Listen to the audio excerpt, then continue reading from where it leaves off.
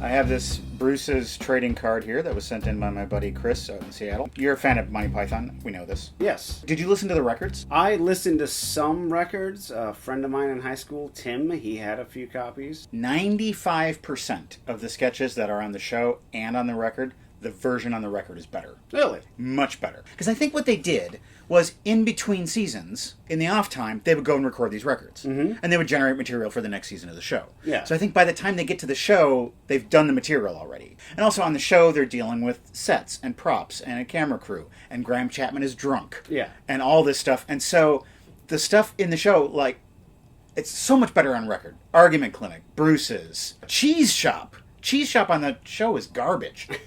It's so good on the record. And it's because they're sitting there, they have a microphone, they have a script, and they're just focusing on the words and the comedy. No other distractions. And now a massage from the Swedish Prime Minister.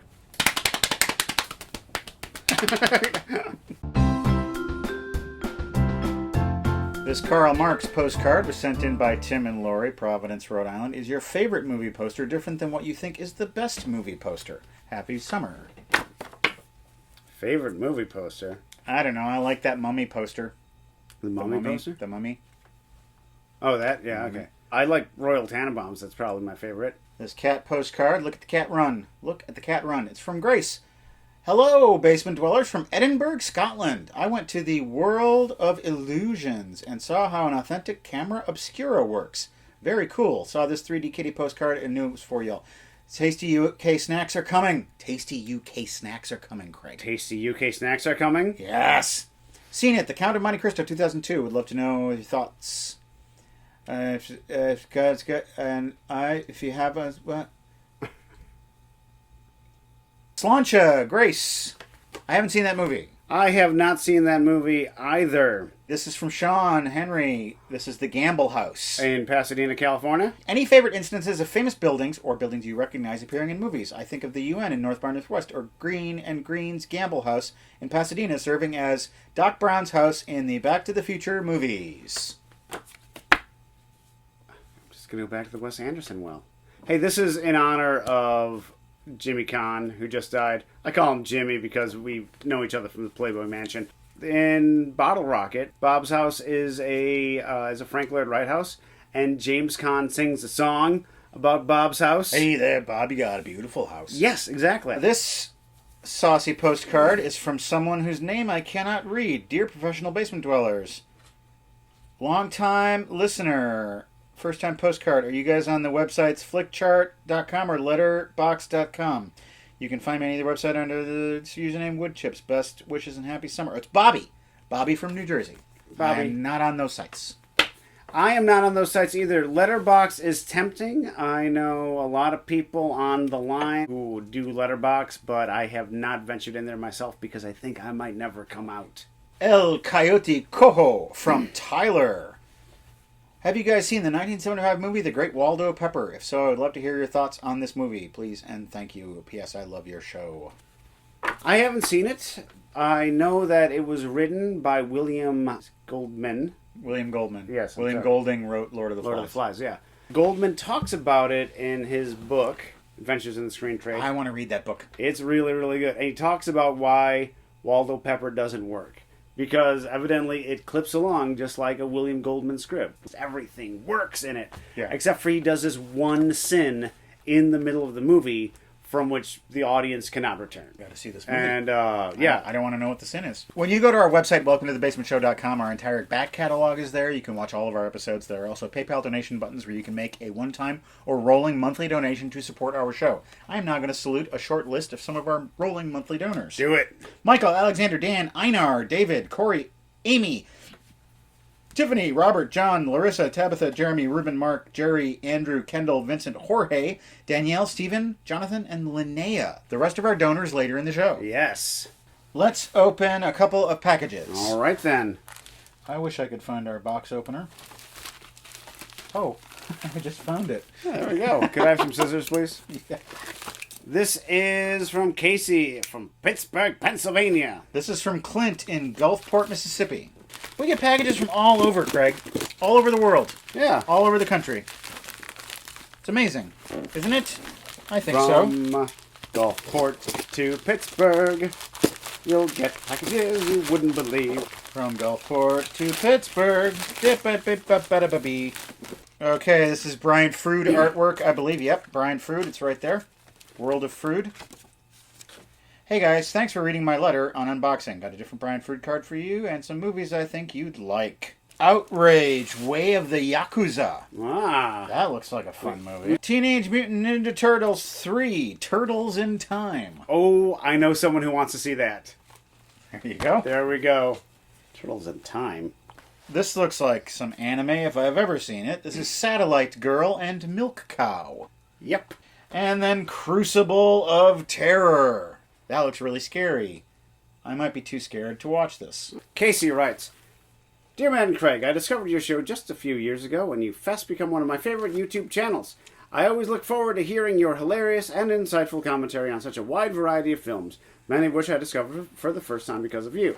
Here is a tiny contribution to your show that I hope you'll enjoy. These two films are easily the weirdest pieces of entertainment you'll ever find, but I can assure you the poster art is technically not a lie. Everything featured on the cover art does happen in the movie. I'd tell you more about it, but honestly, it's best that you just read the summary on the back of the box. It speaks for itself. I guess we'll be doing that in a minute. I also self-published my own comic books. Cool. And felt the mighty need to include some fan art as well. I hope my cartoony style can capture even just a fraction of your lovely personalities. I hope you enjoy the movies. I certainly did. Here's to many more awesome nights of sitting down and having fun with films, both the good and the bad. Keep on being awesome. Ah! Look at that. Hey! We put on our glasses and our eyes behind us. A couple of cartoony guys there. Yeah, look at that. That's fun. That's me and that's Matt. All right, what are these movies? Super Argo contra les Tegen de Robots. Oh, there's no description. No description. Just... Is that a luchador movie? That's a luchador movie. I don't know. Then we have Super Stooges versus the Wonder Women. Superhuman feats of strength, super thrilling deeds of daring, super fantastic conquests of adventure. Thrill as men fly to hair-raising heights on bird wings. Marvel to the attack of the world's first armored tanks. Wince as men jump up 1,000-foot cliffs. And gasp at incredible feats of human strength. There we go. You can't really make out this entire thing. We got this guy kicking with a mask on, someone carrying a log. This guy's got a bolo. This woman's got a spear. And I'm not even getting into this. Oh, this is pretty great.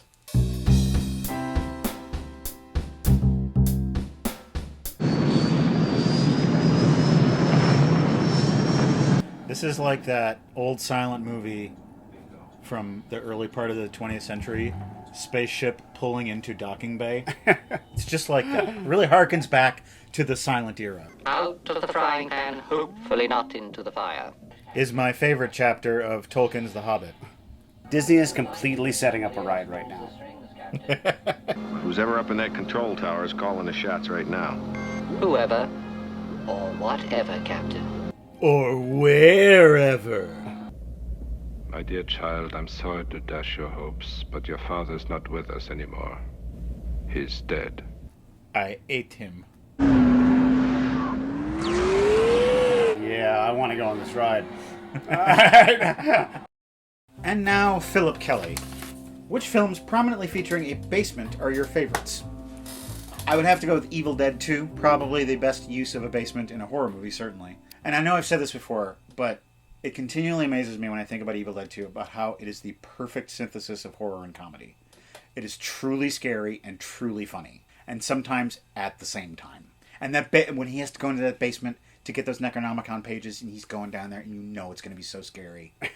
And then he smashes a stack of plates against his own head, flips himself over, and impersonates Curly from the Three Stooges. I was trying to think of a movie other than Silence of the Lambs, and then I remembered a little movie called Parasite. That's got a basement in it. I'd like to find a really deep basement cut for you, but instead I just found a really, really deep basement. Yeah, I'd like to think of a movie that has a basement in it where happy things happen. Yeah. But I can't really think of them. Derek Barnes asks, Do either of you have a favorite scene from Forrest Gump? Forrest Gump, controversial movie. Of course, it's controversial because it won Best Picture when it shouldn't have, but that's why we have Best Picture. So we can say, well, that movie shouldn't have won Best Picture. My favorite moment in the movie, and it's towards the end, and it's about the 18th time when Zemeckis is trying to make us cry. And it might be the point where I did. Lieutenant Dan shows up at Forrest Gump's wedding, and he has legs, and he says that it's the same material that they use on the space shuttle. And it's nice that he gets a really good reward in that movie. It just really, really moves me. I like it whenever Forrest Gump loses it and beats the crap out of somebody. I think I know he does it that one time. He beats up the hippie, the mean hippie. Yeah, I really like that.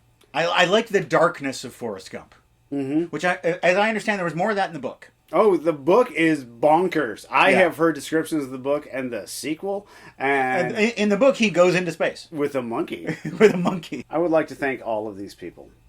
Jeremy, Graham, Eden, Jawaka Record, and Things. Brandon, the Factory Boys, Malcolm, William, Vance, Carson, Sarah, Victor, Jared, Charles, Daniel, Krista, Maurizio, James, and Paul. Thank you. We've got 2 more packages to open here. This one's from Brian in Linden, New Jersey. Brian, postage due. $3.60, Brian. Come on, man. You got to put the correct postage on there, dude. We really appreciate it, Brian. We do. Yes. Well, actually, we haven't opened it yet. We'll get back to you in a second. And this is Aaron in Hell's Kitchen. Hey! All right. Aaron says, on a recent trip to my hometown of Pittsburgh, I made a pilgrimage to what is considered one of the best record stores in the United States, Jerry's Records. Please enjoy these gems. This one is for Craig, Voices of History. Look at that. What, no Lincoln? Famous speeches. Harry S. We got Dwight D. We got Johnny F. We got Lyndon B. Frankie D. Are you rapping right now? I am. Your version of rapping? Winston C. and General Douglas McA. Oh, wow. Oh, we have got some really great comedy records here. First of all, we have Red Fox, the Side Splitter. I have a lot of these, actually, on this record label, Due To. This is Red Fox. We've got The Birds and the Bees and All That Jazz by Nipsey Russell, the rhyming man himself. And then this is really cool. Jonathan Winters' Mad, Mad, Mad, Mad World. Mm-hmm. Bonus art by Mad Magazine's Jack Davis. Yeah, check that out. I have a really good old comedy record collection. This is going to be 3 great additions to that. Can I have the Red Fox one? Red Fox, before he became famous, moved to New York City. He was working around in Harlem, and I believe he's from Chicago, and they called him Chicago Red because there was another redheaded guy around Harlem at the time that they called Detroit Red. Detroit Red grew up to become Malcolm X. What are these titles here? The Men's Room. Yeah. The Night Watchman. Okay. Comedy. War is War. It's getting a little darker there. The Rape Charge. Okay. We're done. We're done. We're done reading those. Dear Matt and Craig, I hope this package gets to you on time. I support your channel through and through. Canadian Horror Classic, Ginger Snaps, and The Wraith with Charlie Sheen. We're both so surprised in this. With my glasses, I kind of look like the guy who helps out with the killing of Hoffa. Yeah, I think you look like Adrian Brody and I look like Philip Seymour Hoffman. Oh, I'd love to see that movie.